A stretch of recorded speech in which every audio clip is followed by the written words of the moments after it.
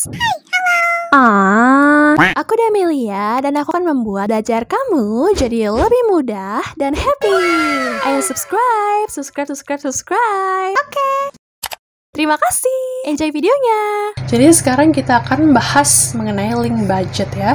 Jadi link budget adalah sebuah teori yang harus kita pelajari, di mana link budget itu adalah sebuah kalkulasi atau sebuah perhitungan menentukan apakah cukup untuk berkomunikasi antara TX dan RX. Kalau misalnya kita lihat dalam telekomunikasi itu kan sejatinya ada dua hal ya yang saling berkomunikasi. Ini adalah sebagai pemancar, ini adalah sebagai penerima. Nah, di mana pemancar ini dapat berupa BTS ya, dapat berupa satelit, dapat berupa optik gitu ya, fiber optik. Kalau BTS itu kan penerimanya ialah MS ya, seperti kita user atau disebut juga dengan user equipment.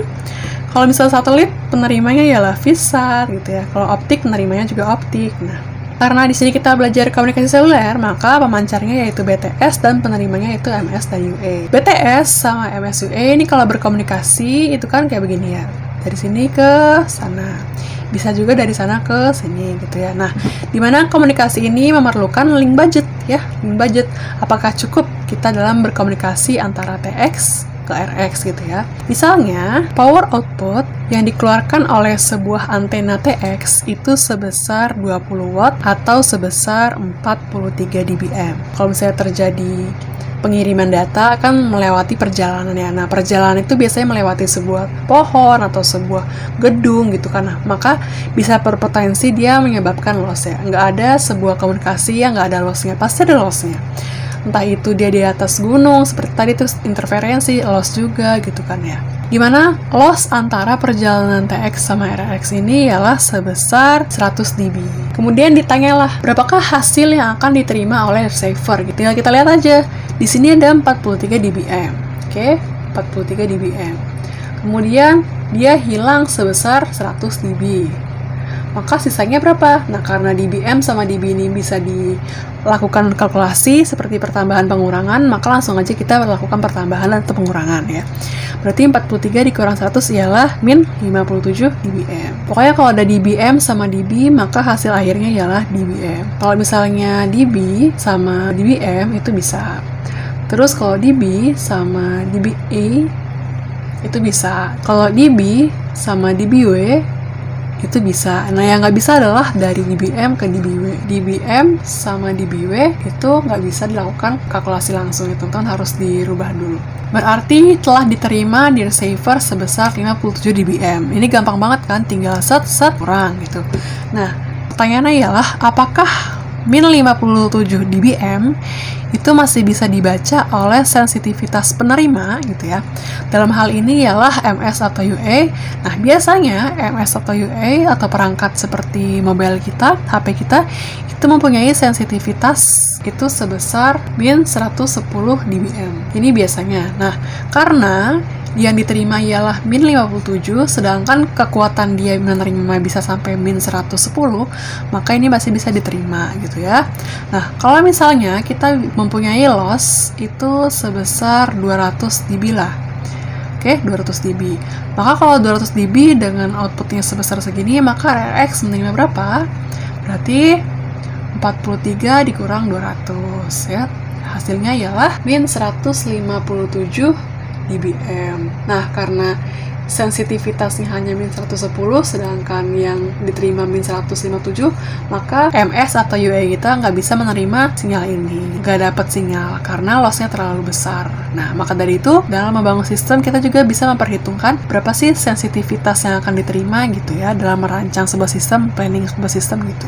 Oke, ini adalah soal yang akan kita kerjakan kali ini. Pertama kita baca dulu soalnya, kemudian kita tulis yang diketahui. Sebuah jaringan indoor multi-operator GSM 900 kemudian dipasangkan ke sebuah gedung. Berapakah EIRP pada sebuah antena, di mana antena tersebut disambungkan dengan feeder. Feeder itu seperti kabel. Feedernya tuh mempunyai tipe LCF 7/8 inch dengan panjang 200 meter, melewati combiner dengan loss 9 dB, kemudian sebuah splitter dengan loss 3 dB, dan gain antena 3 dBi.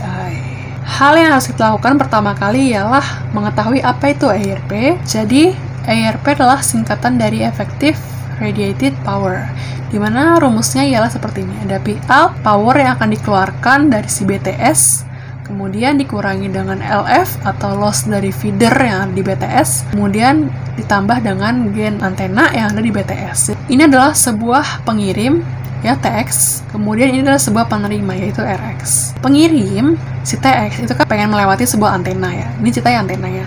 Nah, sebelum dia ke antena, dia melalui dulu combiner, kemudian melalui juga feeder. Nah, di mana masing-masing combiner dan feeder ini akan terjadi loss, karena di dalam kabel sendiri kan ada hambatan, ya, seperti pantulan, jadi sinyalnya itu balik lagi ke sana gitu ya. Nah, itu akan menyebabkan loss. Pertama-tama dia akan keluar dulu dari si TX, akan menghasilkan Pout, ya, Pout yang akan dikeluarkan oleh BTS, kemudian Pout masuk ke sini, akan lewat feeder, kemudian loss lagi. Di sini di antena ditambahin gainnya, akan diperkuat sinyalnya. Setelah dia di antena, dia akan ditransmisikan melalui udara, kemudian di dalam perjalanan ini sendiri terjadi loss juga, jadi loss dalam perjalanan. Kemudian di antena penerima digainin lagi, masuk ketemu feeder, terus di feeder terjadi loss lagi, kemudian masuk lagi ke sini, terus di sini terjadi power yang masuk gitu ya. Nah, kita bisa hitung nih berapa sih power yang masuk gitu. Ini adalah proses dalam mengirimkan data. Kalau misalnya proses dalam penerimaan sama aja, jadi dari TX mengeluarkan Pout, ya, kemudian dia masuk lagi ke sini melalui feeder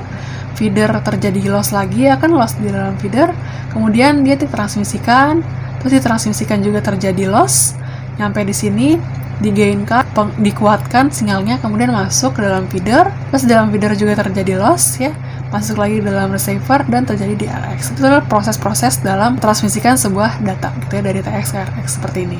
Kita balik ke soal. Berarti kita jawab EIRP adalah power yang keluar dari BTS kurang loss dalam feeder yang ada di BTS. Ini kan terdapat feeder, ya, dimana feedernya tuh jenisnya LCF 7/8 inci, panjangnya 200 meter. Nah, berarti lossnya itu berapa? Nah, kita lihat spesifikasi berikut ini. Ini adalah data dari loss feeder, ya, dimana LCF kita ialah tipenya 7/8 inci, kemudian kita mempunyai tipe GSM 900, ya. Berarti ini ketemu ini jadilah 4, ya teman-teman. Kalau misalnya panjangnya 100, maka lossnya yaitu 4 dB. Soal kita panjangnya 200, berarti lossnya itu 8 dB.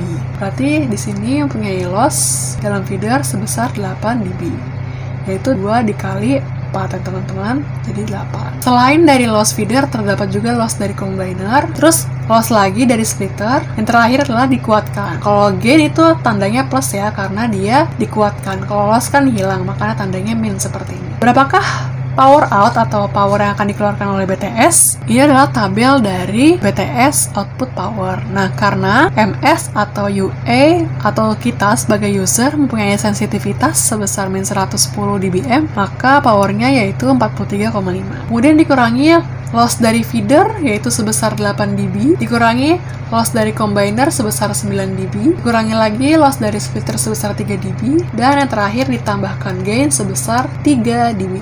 Berarti kalau kita hitung 43,5 dikurang 8 dikurang 9 kurang 3 tambah 3, hasilnya yaitu 26,5 dBm. Nah, ini adalah hasil EIRP-nya. Kita akan coba soal yang kedua, guys. Oke, kita baca soalnya. Yang pertama adalah sebuah output dari RF dengan power 40 watt dimasukkan ke dalam combiner dengan loss 3 dB. Berapa wattkah keluaran dari combiner? Kita catat dulu yang diketahui bahwa power yang dikeluarkan oleh RF berarti Pout itu sebesar 40 watt. Kemudian loss dalam combiner itu sebesar 3 dB. Maka dari itu kalau kita gambarkan misalnya ada sebuah Pout, kemudian power itu dimasukkan ke dalam combiner terjadi loss, ya, maka keluarnya berapa? Nah, bisa kita hitung berarti power yang keluar dari sini dikurangi dengan loss yang terdapat di combiner. dB itu nggak bisa ditambahkan dengan watt. Nah, kalau ini kita rubah menjadi dBm 10 log 40 watt, ya kan? Sedangkan kalau kita ingin mengubah dia menjadi dBm, maka ini akan kita rubah menjadi miliwatt. Jadi 10 log 40, karena jadi mili berarti 0 nambah 3 tuh 23 miliwatt. Kita hitung 10 log 40.000 hasilnya ialah 46,0206 dBm. Berarti ini hasilnya ialah Pout 46,0206 dBm dikurang dengan 3 dB. Nah, hasilnya ialah 43,0206 dBm. Kan ditanyanya berapa watt ya, maka ini akan kita rubah lagi menjadi watt. Caranya ialah 10 pangkat 43,0206 ini dibagi dengan 10. Jadi jadinya 10 pangkat 4,30206. Kalau kita hitung hasilnya ialah 200,47,4898. Nah, karena satuannya yaitu mili, maka ini hasilnya ialah miliwatt ya teman-teman.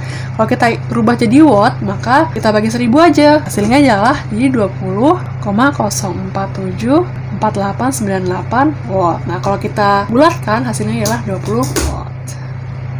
Oke. Sekarang soal yang kedua. Diketahui power output maksimum BTS adalah sebesar 20 watt. Berarti Pout-nya 20 watt. Ditanyanya berapakah dBm output dari power maksimum itu. Kalau misalnya 20 watt ingin merubah jadi dBm, sama aja dong seperti ini. Jadi tinggal 10 log 20 watt. Dimana 20 watt akan kita rubah dulu menjadi miliwatt. Jadi 20.000 miliwatt. 10 log 20 hasilnya ialah 43,0103 dBm.